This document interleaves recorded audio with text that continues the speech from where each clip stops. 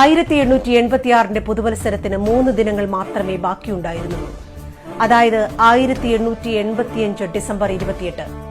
ആ പകലിന് വല്ലാതെ കൊതിപ്പിക്കുന്ന ഒരു സൗന്ദര്യമുണ്ടായിരുന്നു. പഴയ മുംബൈയിലെ ഗോവാലിയ ടാങ്കിന് സമീപമുള്ള ഗോകുൽദാസ് തേജ്പാൽ സംസ്കൃത കോളേജിന്റെ മുകൾ നിലയിലെ വിശാലമായ ഹാളിൽ പതിവിന് വിരുദ്ധമായി ധാരാളം ആളുകൾ ഒരുമിച്ചുകൂടി. എല്ലാവരുടെയും കണ്ണുകളിൽ എന്തോ ഒന്ന് സംഭവിക്കാൻ പോകുന്നു എന്നൊരു തോന്നലുണ്ടായിരുന്നു. പ്രതീക്ഷ നിർഭരമായ ഒരു കാഴ്ചയെ കാത്തിരിക്കുന്നത് പോലെ. ആ പ്രതീക്ഷ അസ്ഥാനത്തായില്ല. ഇന്ത്യൻ നാഷണൽ യൂണിയൻ എന്ന പേരിലാണ് ആ സമ്മേളനത്തിലേക്ക് എല്ലാവരെയും വിളിച്ചുകൂട്ടിയത്. ഉച്ചയ്ക്ക് 12 മണി സമയം WC ബാനർജി അധ്യക്ഷനായി സമ്മേളനം ആരംഭിച്ചു. സമ്മേളനത്തിൽ പങ്കെടുത്ത ദാദാഭായ് നവറോജിക്ക് ഇന്ത്യൻ നാഷണൽ യൂണിയൻ എന്ന പേരിനോട് അത്ര താല്പര്യം തോന്നിയില്ല. ഇന്ത്യയിലെ എല്ലാ ജനങ്ങളുടെയും പരിച്ഛേദം എന്ന നിലയിൽ ദാദാഭായ് നവറോജി ആ സമ്മേളനത്തെ ഇന്ത്യൻ നാഷണൽ കോൺഗ്രസ് എന്ന് വിളിച്ചു. നിറഞ്ഞ കയ്യടികളോടെ മുഴുവൻ പ്രതിനിധികളും